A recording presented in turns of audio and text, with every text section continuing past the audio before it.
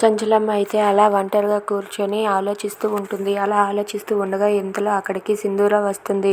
సింధూర వచ్చి వాళ్ళ అత్తమ్మ అలా కూర్చోవడం చూసి, అత్తమ్మ మళ్ళీ మీ ప్రేమను నేను ఎప్పుడు పొందుతానో ఏంటో, నాకు మళ్ళీ మీ ప్రేమను పొందాలనుంది అత్తమ్మ, మీరు కావాలి అత్తమ్మ అని చెప్పి సింధూర అయితే వాళ్ళ అత్తమ్మను చూసి చాలా బాధపడుతూ ఉంటుంది. మళ్ళీ మీ ప్రేమను పొందాలంటే నేనేం చేయాలి అత్తమ్మ, మీతో గొడవలు పడుతున్నంతసేపు నా గుండెలో ఎంత దిగులుగా ఉందో మీకు తెలియదు. అందుకే మీతో గొడవలు పడితే అయినా సరే మీకు దగ్గరగా ఉంటానని పడుతున్నాను, అంతకుమించి ఇంకేమీ కాదని చెప్పి సింధూర అనుకుంటుంది. ఇంతలో అక్కడికి కేశవ వస్తాడు. కేశవ వచ్చి, ఏంటి చెంచలమ్మ ఇది, ఇంత పొద్దుపోయినా సరే ఇంకా ఇక్కడే ఉన్నావు, పద నిద్రపో అని చెప్పి అంటూ ఉంటాడు. అది వినగానే అక్కడ ఉన్న చంచలమ్మ అయితే లేచి నిలబడి ఇలా అంటూ ఉంటుంది.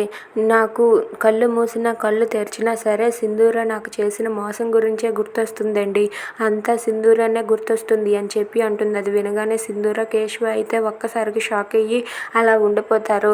ఇక దాంతో అక్కడ ఉన్న సింధూర అయితే చాలా బాధపడుతూ ఉంటుంది. అత్తయ్యమ్మ నన్ను క్షమించండి అత్తమ్మ అని చెప్పి అంటుంది. ఇక కేశవ అయితే చంచలమ్మతో ఇలా అంటూ ఉంటాడు, నువ్వు సింధూరని క్షమించవచ్చు కదా అని చెప్పి అడుగుతూ ఉంటాడు. అది వినగానే చంచలమ్మ సింధూర షాక్ అయ్యి అలా చూస్తూ ఉంటారు. ఇక చంచలమ్మ సింధూరాని క్షమిస్తుందా? Please subscribe.